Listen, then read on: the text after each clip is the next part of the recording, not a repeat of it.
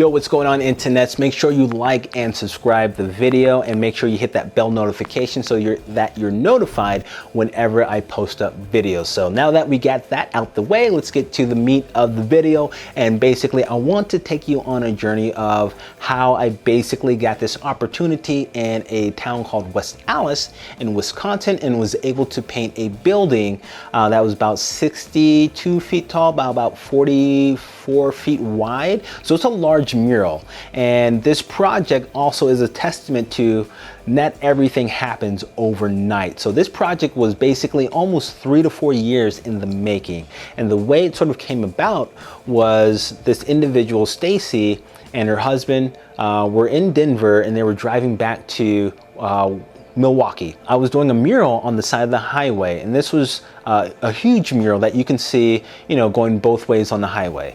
And they saw me, they stopped by, and they introduced themselves. And they said, "Hey, I follow you on Instagram." So she knew my work from Instagram, and she saw me actually painting live. And then she said she runs a organization called Wallpaper Titty in Milwaukee, and she does this thing called Black Cat Alley in Milwaukee as well. And they wanted me to come out or figure out ways to get me out in Milwaukee. So I was super excited. Nothing really clicked over the past couple of years. Another individual from that organization, Antoine Carter, actually came to our festival and met me as well and wanted me to come up. But it wasn't until sort of 2020 when they actually had an opportunity for me to come up, and they were working with this city called West Allis, and this building that they found had a huge wall, and they wanted to paint it because they're trying to bring new color into the city, new life, using street art. So they reached out to me and they said, "Hey, Thomas, do you want to paint this building? This is what we can pay you. This is the logistics in terms of we can fly you out and sort of host you and everything." And I said yes. And basically it was an amazing time going out there. So I flew out there, and they sort of supplied all the paints, the travel and all the logistics. My hotel was about, maybe a quarter of a mile away, so I could easily walk back and forth.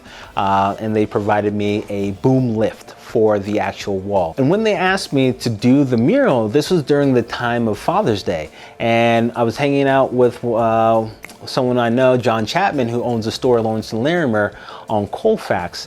And basically I took a picture of him and his son because I thought I wanted to have that sort of like that father-son sort of theme in my work. So basically I went down there with my camera and had a little photo shoot with his son. I took a ton of photos of just his son, and then I had one of his son on his shoulders. And it was because the building was sort of a portrait style. So it had to be sort of like this, not super tall, but somewhat tall, more tall than it is wide, sort of proportion image or reference I was using.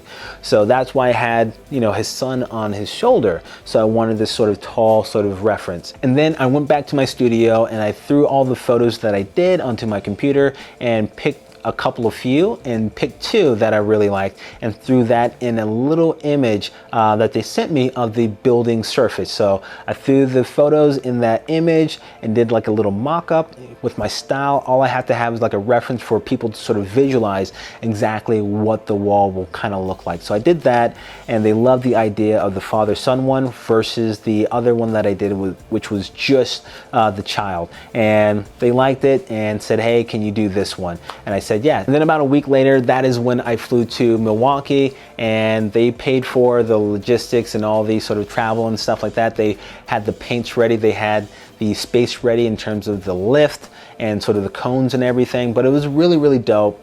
It was really exciting to go out there and actually paint an image of a father-son on a building that was just really large, just really grand. It's one of the tallest buildings in the area, and it's on one of the main streets in that town. So everyone sort of sees it. It's right beside the post office. So, if you're using the post office, you're going to see this image.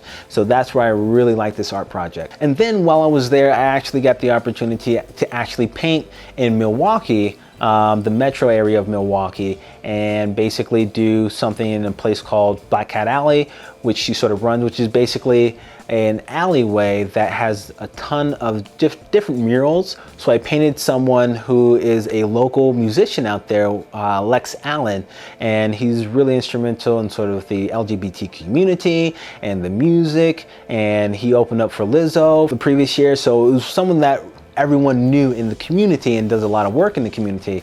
One of the cool things about doing artwork in sort of another city, especially one that isn't that sort of used to a lot of the street art, is that you're sort of opening the eyes to sort of the youth in that area. Not only the youth, but the older generation as well, because, you know, it's sort of new for them to see something, you know, this different, this grand, and they loved it. And not only that, a lot of the kids and families were hanging out while I was painting because they wanted to see the process. And I did the squiggly grid, so people were confused about the squiggly lines and, you know, what that sort of represent. They thought it was all code, but it was like, you know, explaining that to them was also sort of like a learning lesson for everyone. So that's why I really like sometimes painting in communities that aren't really knowledgeable or have access to a lot of the street art, because I feel like I'm opening up sort of like this gateway to a whole nother world. So it's really, really fun. So the entire project actually took about 6 days. It was sort of really fast, but I like to work fast as well because I can go through a ton of different projects. And took about 6 days, flew back, great responses, did a couple of interviews in Milwaukee before I left. But like I said, people really loved it, and I really wanted to make sure that I shared that experience with you because, like I said, it not only was a great experience painting in Milwaukee, but it was a testament to the idea that not everything happens overnight. It took about 3.5, 4 years for this project or me to come to Milwaukee to actually happen. And it was all because of a chance sort of encounter that someone would see me painting on the side of the highway and knew of my work and, you know, curated a wall and a festival in Milwaukee. And that's sort of like how everything sort of just came together. So hopefully you liked the video and the explanation, and like I said, like and subscribe and smash that sort of notification button so that you're notified whenever I do videos like this. Now we'll see you next time. Peace.